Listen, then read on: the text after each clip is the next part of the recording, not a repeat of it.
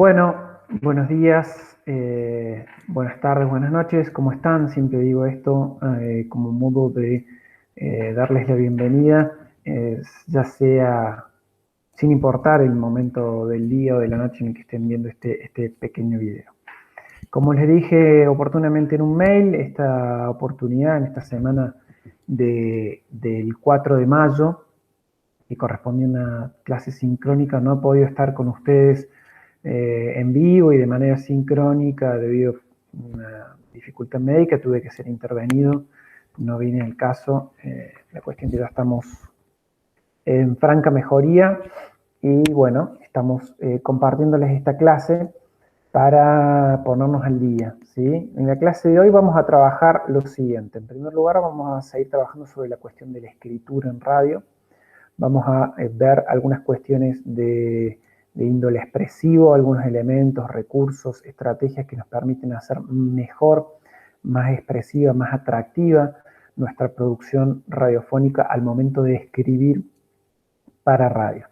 Lo vamos a hacer rápidamente, ustedes van a poder volver a la clase cuando lo deseen, porque va a quedar colgada como siempre en mi canal de YouTube.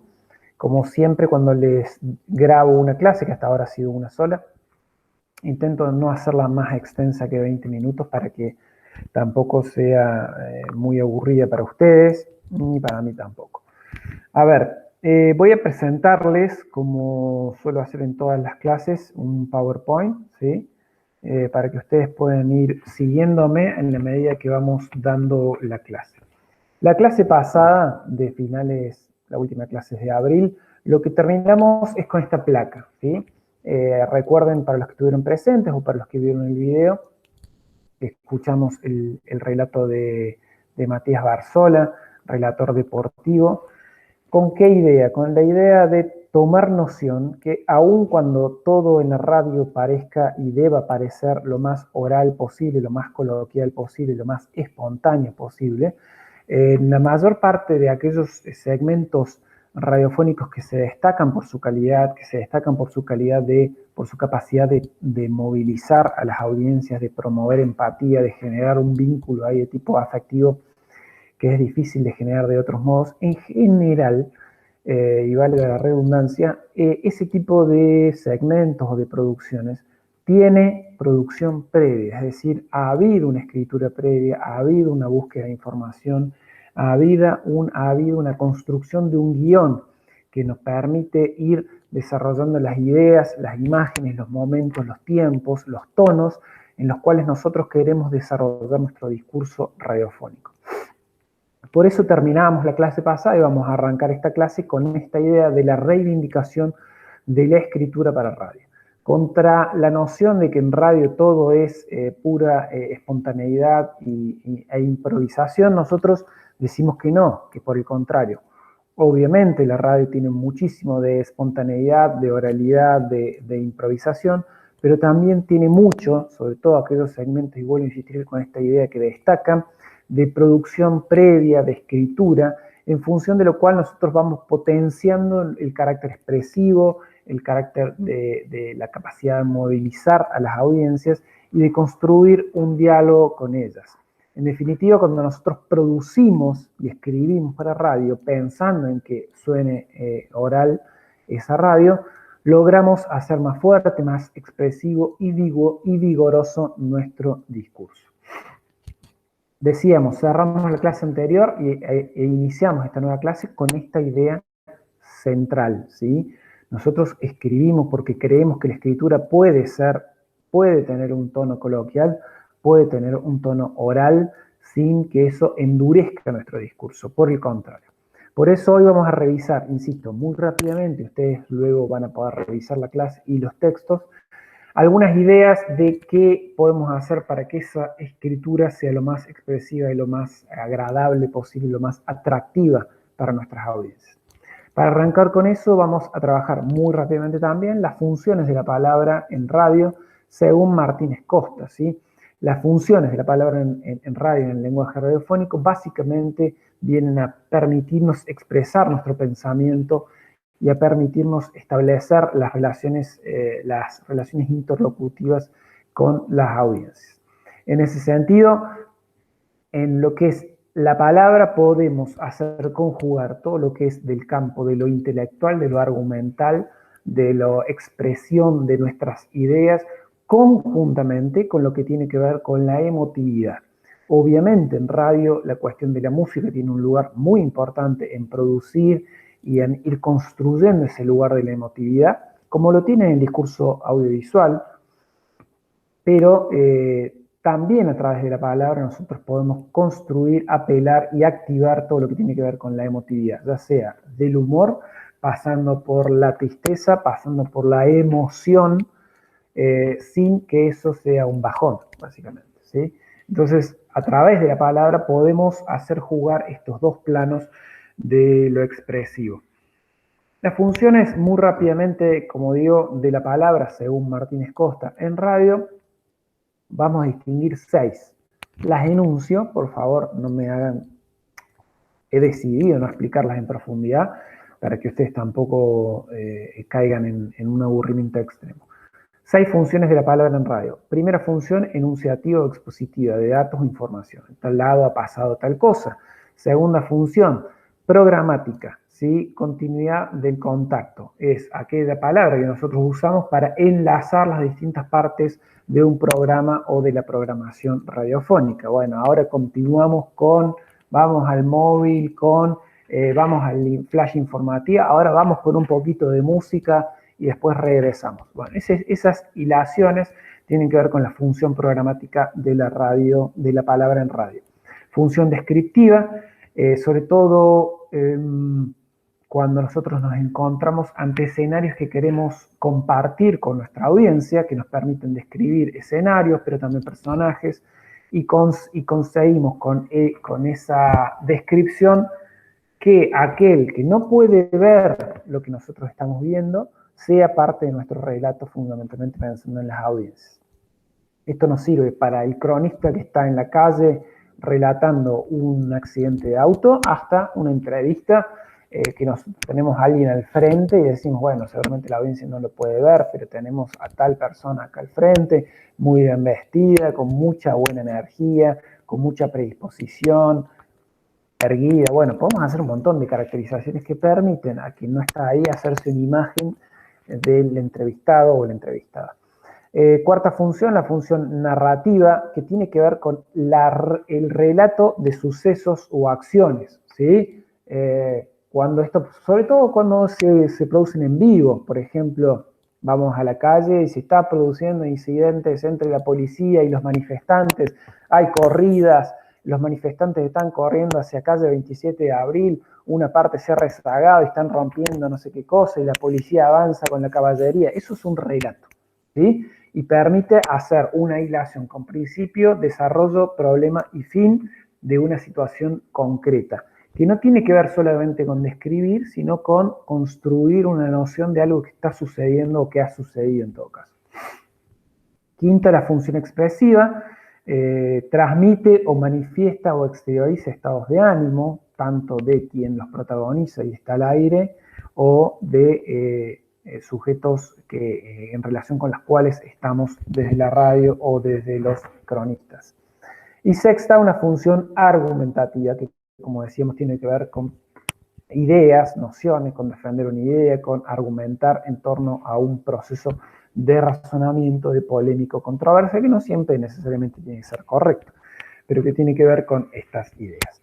En función de estas 6 grandes ideas, de para qué nos sirve la palabra, teniendo en cuenta fundamentalmente la función narrativa y la función expresiva, lo que vamos a ver es de qué manera, a partir de determinadas estrategias discursivas, determinados elementos expresivos del lenguaje radiofónico, es decir, que del lenguaje y la palabra, en realidad, no que tienen que ver con la música ni con los efectos de sonido, con el uso de la palabra y la escritura en radio, podemos dotar de mayor dimensión expresiva a nuestro discurso.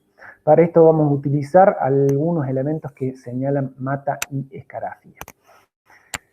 En primer lugar, siempre recuerdo, estamos hablando de recursos expresivos de orden lingüístico, que quiere decir con la palabra, ¿sí? Con la palabra que nos permiten dotar de mayor nivel de expresividad a nuestro discurso hacia hacerlo más interesante, más atractivo y de esa manera lograr o construir y ampliar nuestra audiencia o sostenerla, ¿sí? Siempre es mejor escuchar algo que está piola, que es lindo, que es atractivo, a algo que es soso, que no tiene nada para decir, que no tiene onda, ¿sí? Entonces, teniendo en cuenta ese criterio que venimos trabajándolo en las otras clases, de ofrecer algo a nuestras audiencias, de tratar de seducir, de tratar de construir una relación ahí que nos permita decir, mira, estoy acá porque tengo algo para ofrecerte. Vemos algunos de los aspectos que señala Mate Escarafía como parte de los recursos expresivos a nivel lingüístico. Primero, tratar de dotar al discurso de un carácter popular, voy viendo ahora para no pasarme demasiado, tratar de dotar al discurso de un carácter popular. ¿Cómo hacemos eso? Uso de determinados dichos, de frases, de modismos, de jergas, modos cotidianos de expresión. ¿Sí? Por ejemplo, el arre, por ejemplo, frases o modismos del tipo el que madruga Dios la ayuda, y ese tipo de cosas que dependiendo de nuestro público, obviamente vamos a ver cuáles son los que mejor conviene utilizar, pero que van como haciendo pequeñas conexiones con esos que nos están escuchando. Segundo aspecto, tratar de concretizar ideas abstractas. Esto lo podemos hacer a través de distintos mecanismos. En primer lugar, las metáforas, ¿sí? Las metáforas, las comparaciones, que son distintas. Las metáforas, por ejemplo, que se usan mucho en el fútbol, mejor ser cabeza de ratón que cola de león, por ejemplo. No sé. La metáfora lo que intenta decir es dar cuenta con una imagen de una situación, que no es lo mismo que una comparación. Una comparación incluye la situación y lo compara con una imagen o una sensación. Entonces podemos utilizar para este sentido de concretizar ideas abstractas, metáforas, comparaciones. Por ejemplo, ahora con el COVID se está utilizando mucho la idea de que estamos en guerra con el virus, por ejemplo. Eso es una metáfora. También podría ser, si la explicitamos un poco más, una comparación. Pero también podemos utilizar metonimias. La metonimia es utilizar la parte para expresar el todo. En el ejemplo que yo les pongo en el PowerPoint es respetar las canas. Cuando decimos respetar las canas, lo que estamos diciendo es respetar a los ancianos, a la gente de tercera edad, a la experiencia, a la sabiduría, etc. Pero no decimos la experiencia, la sabiduría, la gente de tercera edad, etcétera, etcétera, sino decimos las canas. Es un elemento que nos permite, a través de su particularidad, hablar de todo ese paquete de ideas, de nociones, ¿sí? Pero también podemos utilizar imágenes sensitivas, ¿sí? Una mañana caliente se vivió en Casa Rosada, ponele. Y no explicamos lo confuso, las dificultades que hubo en la negociación con los gobernadores para anunciar las nuevas medidas por el COVID, no. Apelamos a un tipo de imagen que permite a la audiencia hacerse una idea rápida, concreta de un quilombo, de un proceso muy, muy abstracto, muy complejo, que es difícil de describir en radio cuando no podemos apelar a grandes extensiones de uso de la palabra. Tercer aspecto que podemos utilizar, recuerdo, recursos expresivos lingüísticos para radio. Dotar de dramatismo al discurso. Para eso podemos apelar a la construcción de personajes, a dramatizaciones, es decir, podemos apelar a la idea de interpretar cómo habría sido un diálogo entre el presidente de la nación y los gobernadores, pero también cómo habría sido un diálogo entre dos estrellas de fútbol, por ejemplo, entre qué se habrán dicho Cristiano Ronaldo y Messi en la entrega del Balón de Oro, insisto, pensando en abstracto. Y podemos dramatizar esa situación, obviamente siempre y cuando haya gente en el programa o en el ciclo que esté en condiciones de hacerlo para que eso no quede mal. Role-playing, ¿sí? Es decir, jugar el rol del policía bueno o el policía malo, estar en contra o a favor de medidas, estar en contra o a favor de determinado tipo de música, de determinado tipo de humor, etcétera, etcétera, y jugar con eso para dotar de mayor dramatismo el discurso. Pero también podemos utilizar 4, impresionar emotivamente al oyente. Para eso usamos el uso de aumentativos o diminutivos o de expresiones afectivas o despectivas. Aumentativos, qué golazo el que hizo Talleres en la Copa Sudamericana, diminutivos. La verdad que ha sido muy chiquito, muy pequeña, muy escasa la actividad de la gestión durante el COVID-19, no sé. Pero expresiones afectivas también, la verdad que sentimos un abrazo muy grande por parte de la audiencia con tantos mensajes que nos mandan. Les queremos mandar mucho cariño para todos ustedes. Bueno, todo eso va construyendo un vínculo emotivo y apelando a través de la palabra a la dimensión emotiva de los oyentes. Quinto, podemos intentar tratar de lograr la atención del oyente, ¿sí? Tratar de lograr la atención del oyente mediante dos aspectos distintos. Uno, aspectos que tienen que ver con el nivel semántico. El nivel semántico es cuando trabajamos sobre el sentido o el significado de las palabras. Entonces decimos, qué bien ha trabajado el gobierno durante la pandemia. Eso es una ironía, por ejemplo. O qué serio ha sido el papel de la oposición durante esta pandemia. También puede ser trabajado como ironía. Podemos hacer juegos de palabras, podemos utilizar palabras para darle doble sentido, ¿sí? Todo eso tiene que ver con el nivel semántico de las palabras. Ahora, también hay otro aspecto que tiene que ver con el lograr la atención de los oyentes, que nos va a permitir trabajar sobre el nivel no ya de las palabras, sino sobre el nivel sintáctico. El nivel sintáctico tiene que ver con el modo en que se ordenan las frases, no el sentido de cada una de las palabras, sino las frases. Veamos lo siguiente. Acá hablamos del ordenamiento de las frases y el ordenamiento de las palabras en determinadas frases para dotar o llamar la atención del oyente sobre determinadas cuestiones. Ahí podemos utilizar paralelismos, anáforas o hiperbatones. Paralelismos son repetir estructuras de frases con otras referencias, ya vemos un ejemplo. Anáforas, repetir palabras al principio de la frase para remarcar esa cuestión que queremos remarcar al principio de la frase. Y la hiperbatón tiene que ver con la alteración del orden lógico de la frase. Si yo altero el orden lógico de la frase es porque quiero llamar la atención sobre todo sobre el principio de la frase. Siempre teniendo en cuenta que estamos en radio y la fugacidad y la instantaneidad mandan en torno a la capacidad de atención por parte de las audiencias. Ejemplos de lo que veíamos recién. Primero, paralelismos. Como le decíamos, es repetir la estructura de la frase con otra referencia. Ayer vinieron por los indígenas, hoy vinieron por los gays. Siempre será contra los diferentes. Esto es un ejemplo. ¿Cuál es el punto? Es la continuidad en el tiempo. Ayer, hoy, siempre. ¿Sí? Y voy cambiando, pero el punto que yo trato de señalar es la cuestión de la continuidad de un tipo de acción a lo largo del tiempo. Anáforas. Como les decía, es repetir las palabras al principio de la frase para llamar sobre todo la atención sobre esa parte que es en la que yo quiero referenciar la atención del oyente o de las audiencias. En las calles nos conocimos, un ejemplo, en las calles nos conocimos, en las calles nos encontramos, en las calles decidimos nuestro futuro colectivo. ¿Dónde quiero llamar la atención? En la idea de en las calles. ¿Sí? ¿Por qué? Porque para lo que yo quiero hacer, en este ejemplo, quiero dar cuenta de la vida pública, de la importancia de lo compartido, ¿Sí? ¿Se entiende? Esto obviamente puede haber mil ejemplos distintos, pero tiene que ver con esta idea de la anáfora, que es repetir palabras al principio de la frase, con un sentido de llamar la atención sobre un aspecto puntual.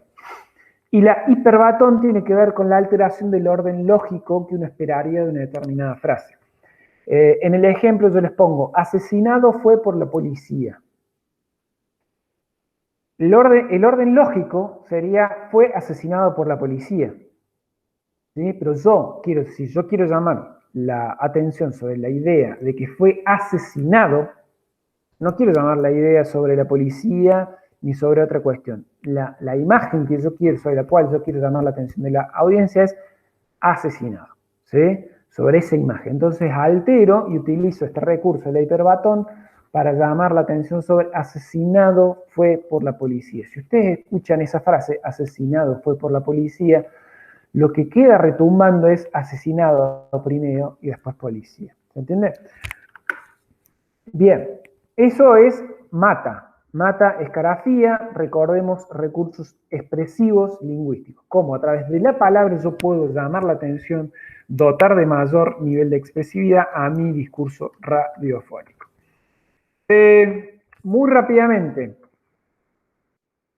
cambiando de texto, vamos a un texto divulgado que trabaja sobre la noción de los recursos retóricos. Esto es un poquito más complicado, pero que también nos parece útil para que ustedes tengan un abanico de recursos a la hora de escribir para radio y especialmente para la crónica que van a tener que hacer para la clase que viene, vamos a revisar y después van a entregar posteriormente. Algunos recursos retóricos para la escritura en radio. En primer lugar, ¿qué es la retórica de que estamos hablando? Vamos a hablar, esto es tan viejo como la civilización antigua griega, que ya tenía estudios sobre la retórica. La retórica es aquel conjunto de reglas o principios que se refieren al arte de hablar o escribir en este caso, con el fin de conmover o persuadir, para los dos fines. Muchas veces se cree que la retórica solamente se utiliza para persuadir o para convencer, pero también es usualmente utilizado para conmover, para generar empatía, para lograr la atención, en este caso, de lo que nos interesa, que son las audiencias radiofónicas o de productos sonoros. Ya voy cerrando, chicos, no se asusten. 1. Anacronía. Esto es la alteración del orden cronológico de los sucesos de un relato. Puede ser hacia atrás o hacia adelante. En vez de contar lo que pasó primero, luego lo que pasó después y lo que pasó al final, cuento lo que pasó al final primero. Por ejemplo, nos casamos y fuimos muy felices. Ahora, es una larga historia cómo llegamos a casarnos, por ejemplo, qué sé yo. ¿Sí? Entonces, contás el final de tu historia primero y después vas contando al principio.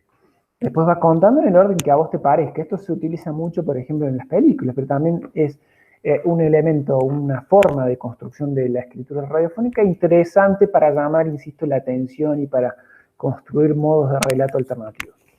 Segundo aspecto de la retórica, analepsis, eso es una retrospección, narra acontecimientos anteriores al inicio de la historia. Es distinto al flashback o al raconto. Prolepsis, movimientos de prospección, narra acontecimientos futuros, anticipaciones respecto del tiempo del relato para regresar a la narración inicial.